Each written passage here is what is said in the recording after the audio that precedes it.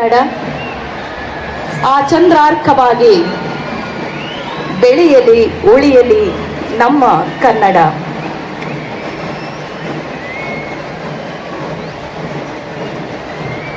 ನೋಡಿ, ನಮ್ಮ ವಿದ್ಯಾರ್ಥಿಗಳು ದಯಮಾಡಿ ಅಲ್ಲಿ ಆ ಕಡೆ ಈ ಕಡೆ ಓಡಾಡಬೇಡಿ, ಶಿಸ್ತಿನಿಂದ ಇರಬೇಕು.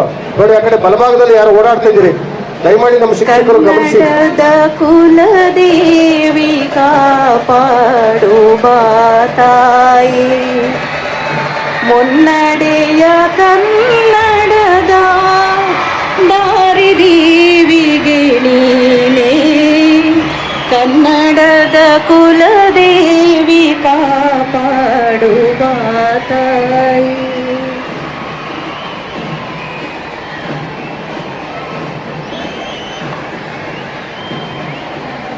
ಇವರು ಹಾಗೂ ಇತರೆ ಗಣ್ಯಮಾನ್ಯರು ವೇದಿಕೆಗೆ ಆಗಮಿಸಲಿದ್ದಾರೆ.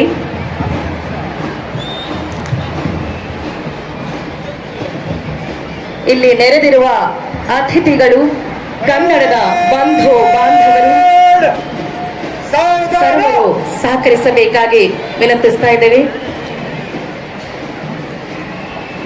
ಕಾರ್ಯಕ್ರಮವನ್ನು ಶಾಂತಚಿತ್ತರಾಗಿ ವೀಕ್ಷಿಸಬೇಕೆಂದು ಸರ್ವರಲ್ಲಿ ಮನವಿ ಮಾಡಿಕೊಳ್ಳುತ್ತಾ ಸರ್ವರನ್ನು ಆದರದಿಂದ ಪ್ರೀತಿಯಿಂದ ಬರಮಾಡಿಕೊಳ್ಳುತ್ತಿದ್ದೇವೆ.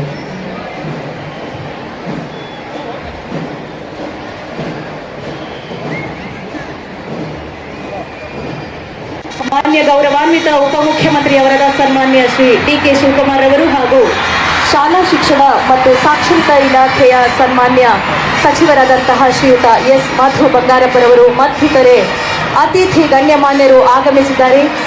ಸರ್ವರನ್ನು ಪ್ರೀತಿಯಿಂದ ಗೌರವದಿಂದ ಚಪ್ಪಾಳಿಯೊಂದಿಗೆ ಬರಮಾಡಿಕೊಳ್ಳುವಂತಹ ಸಮಯ.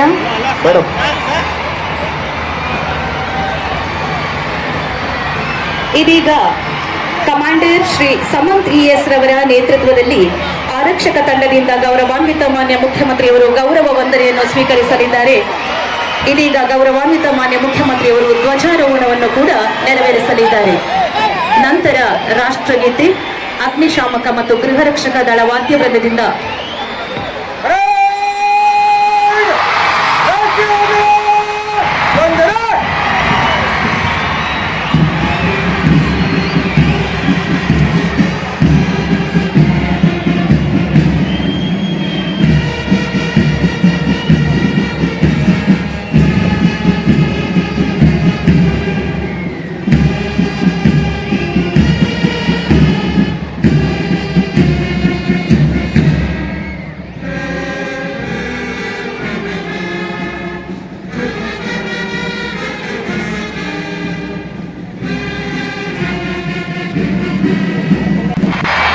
ಮುಂದಿನ ಕಾರ್ಯಕಲಾಪಗಳ ಕುರಿತು ವಿವರಣೆಯನ್ನು ನೀಡಲಿದ್ದಾರೆ ಶ್ರೀಯುತ ಕೊಟ್ರೇಶ್ ರವರು, ದೈಹಿಕ ಶಿಕ್ಷಣ ಶಿಕ್ಷಕರು, ಉಪನಿರ್ದೇಶಕರು, ಆಡಳಿತ ಕಚೇರಿ, ಬೆಂಗಳೂರು ದಕ್ಷಿಣ ಜಿಲ್ಲೆ ಇವರಿಂದ.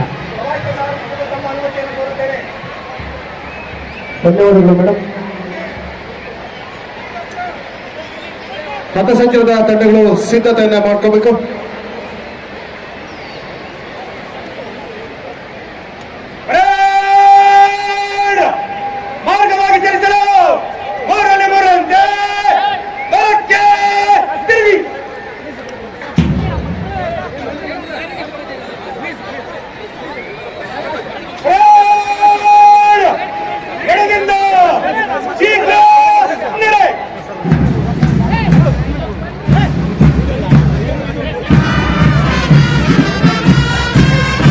ಶಾಲಾ ಶಿಕ್ಷಣ ಮತ್ತು ಸಾಕ್ಷರತಾ ಇಲಾಖಾ ವತಿಯಿಂದ ಆಯೋಜಿಸಲಾದ 70ನೇ ಕರ್ನಾಟಕ ರಾಜ್ಯೋತ್ಸವ 2025ರ ಸಂಭ್ರಮಾಚರಣೆಯ ವೇದಿಕೆ ಕಲಾಪಗಳು ಇದೀಗ. ಶಿಷ್ಟಾಚಾರದಂತೆ ಪ್ರಪ್ರಥಮದಲ್ಲಿ ಕನ್ನಡಿಗರನ್ನು ಬಡಿದೆಬ್ಬಿಸಲು ಕನ್ನಡ ಡಿಂಡಿಮ ಬಾರಿಸಿದ, ಕನ್ನಡಕ್ಕೆ ಮೊದಲ ಜ್ಞಾನಪೀಠ ಪ್ರಶಸ್ತಿ ತಂದುಕೊಟ್ಟು ವಿಶ್ವಮಾನವ ಸಂದೇಶವನ್ನು ವಿಶ್ವಕ್ಕೆ ಸಾರಿದ ಯುಗದ ಕವಿ, ಜಗದ ಕವಿ, ರಾಷ್ಟ್ರಕವಿ ಕುವೆಂಪು ವಿರಚಿತ ನಾಡಗೀತೆ ಶ್ರೀ ಅರವಿಂದೋ ಮೆಮೋರಿಯಲ್ ಶಾಲಾ ಕನಸು ಕಂಗಳಿಂದ. ಎಲ್ಲರೂ ಎದ್ದು ನಿಲ್ಲೋಣ.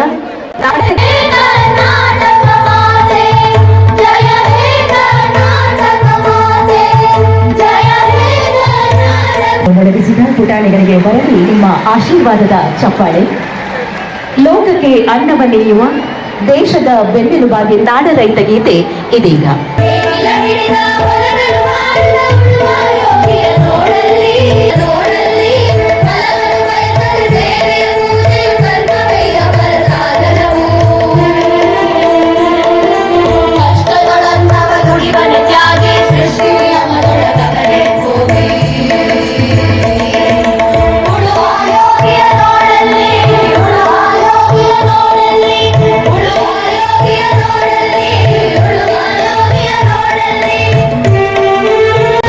ಸ್ವಾಗತವನ್ನು ಕೋರುತ್ತೇನೆ.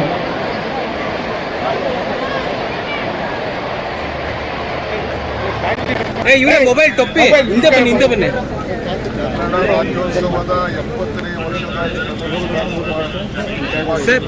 ನಾಡಿನ ಜನತೆಗೆ ಕನ್ನಡವನ್ನು ಉಳಿಸಲಿಕ್ಕೆ ನಮ್ಮ ನಾಡನ್ನು ಅನುಕೂಲ ಮಾಡೋ ಹೆಮ್ಮೆ ನಮಗೆ.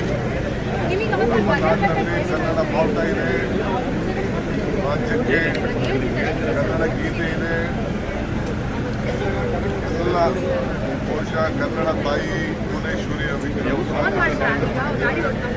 ಪ್ರತಿ ಕಟ್ಟಡಗಳಲ್ಲೂ ಕೂಡ 60% ಸೈಜ್ ಇರುವಂಥ ಮಿನಿಮಮ್ ಕನ್ನಡದ ಫಲಕವನ್ನು ಹಾಕಬೇಕು.